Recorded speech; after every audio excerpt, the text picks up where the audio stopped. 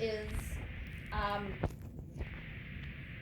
when communicating with a family that has a loved one on palliative care or hospice care, you as a caregiver should talk to them how you would want to be talked to if it was your loved one.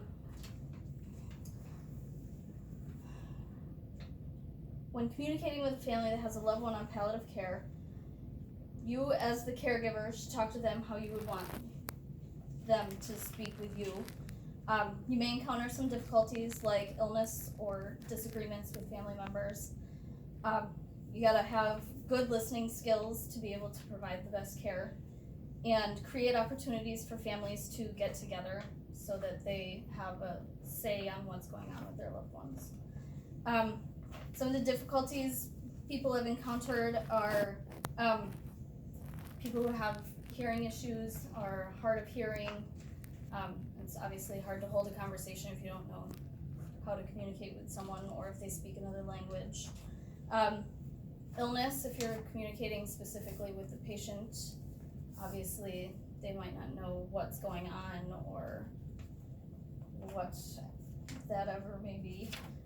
Many people with learning disabilities have communication issues if it's somebody who has Down syndrome in old age or anything like that. Good listening skills.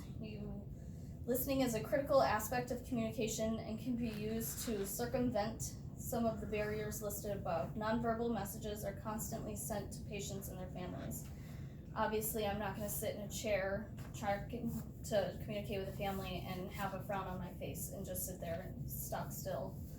They're not going to get anything from me on that, on how their family member is doing.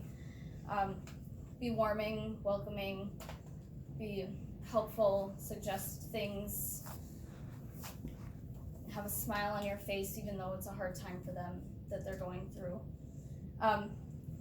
Create opportunities for people to get together. When facilitating family meetings, it is useful to be aware of the fact that each family member is an individual with his or her own needs and coping skills or styles. Also, it's important to be alert to the possibility of family conflicts and to ensure a safe place for people to express concerns. Obviously, you don't want to get every family member together and just put them in a room and hope for the best.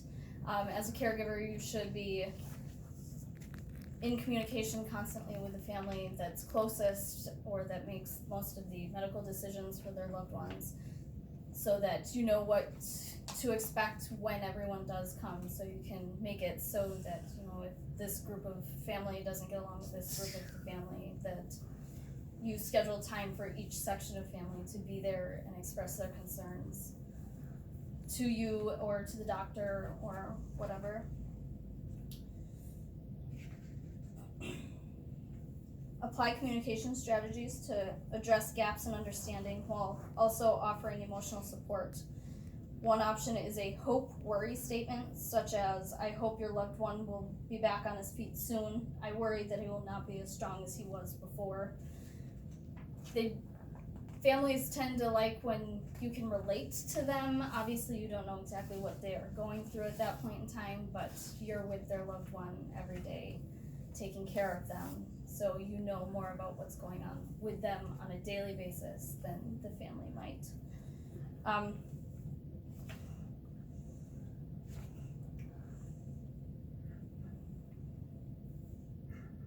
Create a shared approach to the care of the person who is dying if they're at that point. Listen to family members and clarify each person's understanding of the relative's prognosis. Anticipate family members' needs in terms of support and enable their involvement in care. In this speech, I've discussed that when speaking with a family that has a loved one on palliative care, you should always have good listening skills, create time for families to get together, and be aware of any and all difficulties you may face.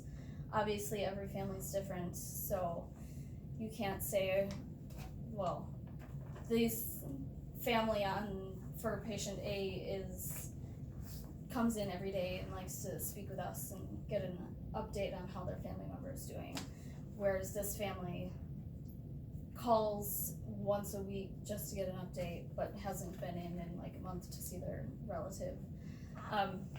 Always be listening to their concerns, their biggest worries for their loved one, and just be sure to keep the communication lines open with them so that nothing gets missed or not heard